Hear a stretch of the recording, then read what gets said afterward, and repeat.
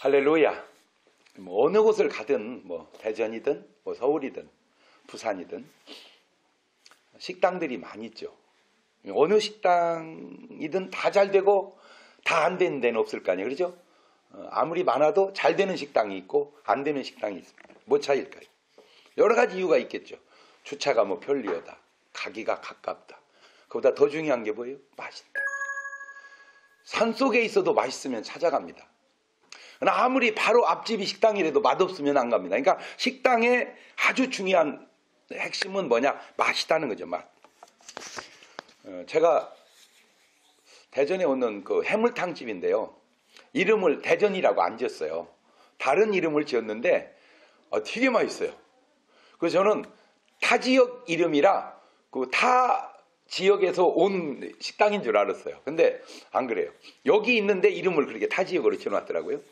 잘 되니까 사람들이 줄 섰다가 기다렸다 먹어요. 그러니 당연히 옆에 또 식당이 생기겠죠. 왜? 잘 되니까. 그런데 놀라운 게 뭐냐면 이 집은 줄 섰다가 기다려서 먹는데 그 집은 비어있는데도 안 들어가요. 뭔 차이예요? 맛의 차이예요. 맛. 그러니까 아무리 밀려도 맛있으면 대기하고 그 집에서 먹고 아무리 한가해도 맛이 없으면 그 집에서 안 먹는다는 거죠. 이게 맛있으니까 지점이 막 이게 생기더라고요. 그래서 타 지역에도 요 식당의 지점이 많이 생기게 됐습니다. 자, 이거를 이제 식당으로 하지 말고 교회로 한번 가져와 보십시다. 대전 시내에 제가 알기로 인구는 150만인데 교회는 한 2650개 정도 있는 걸로 알고 있습니다. 굉장히 많은 거거든요. 한 500명. 그렇죠? 500명. 600여 명, 한 600여 명이면은 그러면 대전 시내는 다 복음화 되는 거예요. 한 교회가 600명씩 전도하면 다 복음화 되는 거예요. 그러니까 600명을 한 교회는 기본을 한 거고 만약에 못하면 기본을 못 한 거라고 생각하면 되겠죠.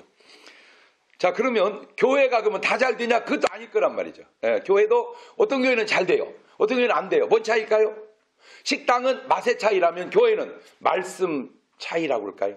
물론 여러 가지 뭐 주차가 곤란하다, 거리가 멀다 이런 것도 있겠지만 그걸 극복하는 게 뭐예요? 말씀에 은혜가 있다면 되지 않을까. 자, 그런데 식당이 맛있어서 된다, 안 된다. 그건 이해해요. 그런데 교회가 된다, 안 된다. 이거는 좀 차원이 다르죠. 왜냐하면 식당은 인간의 노력의 산물이지만 교회는 하나님이 역사하는 것이잖아요. 하나님이.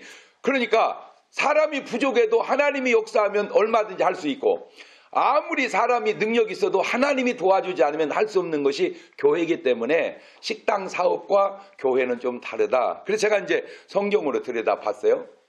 하나님은 전능하십니다. 그 전능하신 하나님을 배후 위에 두고 하는 모든 일들은 잘 될 수밖에 없어요. 그럼에도 안 될 때가 있어요. 그게 엘리 제사장 때입니다. 엘리 제사장 때가 이스라엘 역사 속에 가장 안타까운 그런 때예요. 왜 그러냐면은 엘리 제사장 때 일단 블레셋과의 전쟁에서 참패하게 되고요. 하나님의 그 귀한 법궤를 빼앗기게 됩니다. 그리고 자기 아들들은 전쟁에서 죽게 되고 엘리 제사장은 결국 흔들리지 앉았다가 그 충격적 사실에 꼬꾸라져서 죽게 됩니다. 문제가 뭐냐? 질 수도 있어요. 패할 수도 있어요. 그런데 하나님이 역사가 엘리 제사장 때 하나도 나타나지 못했다는 거죠. 다시 말하면 전능하신 하나님이 무능한 하나님으로 나타날 때가 엘리 제사장 때예요. 똑같은 상황인데 사무엘로 바뀝니다. 사람이 사무엘로 바뀌면서 달라졌어요. 블레셋을 그냥 확 멸해버리는 거예요. 하나님의 위상이 완전히 회복됩니다. 엘리와 사무엘 그 두 사람의 차이입니다. 물론 이 두 사람 말고 백성이 있지만 주도적으로 중요한 사람은 두 사람이에요. 그러면 엘리 제사장과 사무엘의 차이는 뭘까? 첫째가 기도의 차이입니다. 참 신기한 게 뭐냐면은 엘리 제사장은 성경 66권을 다 뒤져봐도 기도했다는 말이 없어요. 한 번도 없어요. 그거 참 신기해요. 제사장이 하나님하고 소통하는 분이잖아요. 당연히 그럼 하나님하고 기도하고 본 일에 기도를 안 해요. 그런데 사무엘은 어려서부터 엄마 때부터 기도하는 사람입니다. 자, 기도가 왜 중요하냐? 기도는 하나님과의 소통인데 하나님의 능력을 사람을 통해서 나타낼 수 있는 일이기 때문에 중요한 겁니다. 기도하느냐 안 하느냐 그 자체도 중요하지만 그 기도를 통해서 하나님의 역사가 능력이 나타나느냐 전혀 나타날 수 없느냐 그게 중요합니다. 인간이 잘해서 뭘 하는 것도 있지만 인간을 통해서 하시는 하나님의 능력을 나타내주는 사람 그게 중요하다는 거죠. 두 번째 엘리사장 때는 범죄가 자꾸 쌓여가는 거예요. 말을 바꾸면 오늘 우리 삶에 범죄가 쌓여서 뭔 일을 잘할 수는 없다는 거죠. 설령 범죄가 쌓여서 잘 되는 일이 있다고 하여도 그거는 과정이지 성경은 그거를 모래 위에 지은 집이라 그럽니다. 그러니까 집을 잘 질 수는 있어요. 모래 위에도. 근데 무너지죠. 그게 범죄 위에 세운 일들입니다. 그러면 사무엘은 뭘 잘했습니까? 회개를 하는 거예요. 여러분 죄 짓는 거 그래 인간이 죄 질 수 있어요. 죄가 하나도 없다 그 거짓말입니다.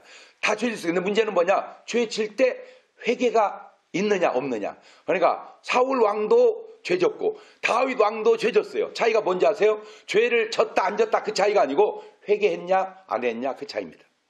그러니까 사무엘은 자기 역사 속에 백성으로 하여금 지었던 죄를 하나님 앞에 금식하면서 회개하면서 기도하는 겁니다. 요지는 뭐냐?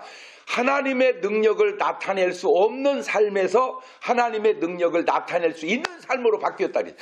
제가 오늘 꼭 여러분에게 해드리고 싶은 말입니다.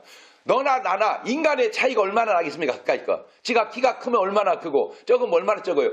키 크고 적고 그거 뭐 전혀 무시하는 건 아니지만 그렇게 중요한 거 아닙니다. 왜? 위에서 보면 다 그게 그거예요.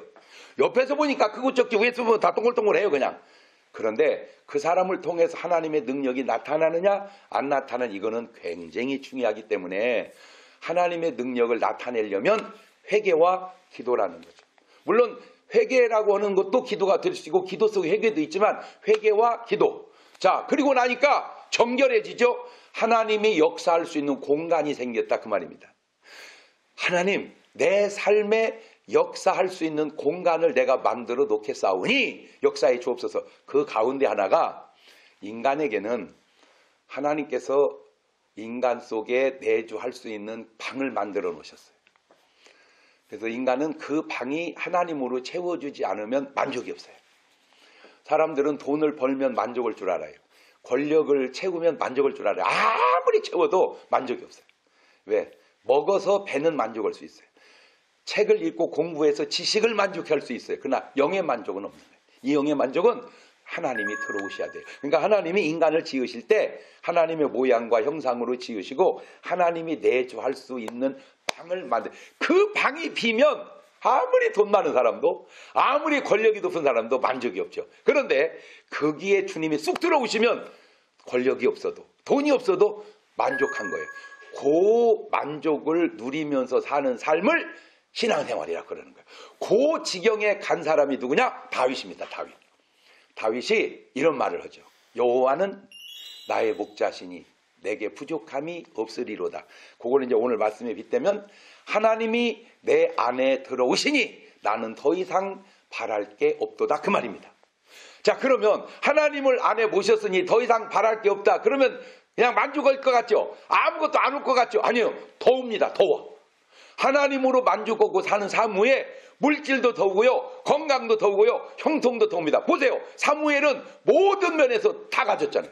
하나님이 채워줬잖아요. 그러나 엘리는 하나님이 안 계시니까 하나님만 안 계시고 다 채운 게 아니라 다 날아가 버리죠. 그 차이입니다. 그런 상태로 살았던 사람이 또 있는데 누구냐? 아브라함입니다. 그 아브라함이 왜 그런 상태였었냐? 요겁니다. 잘 보세요.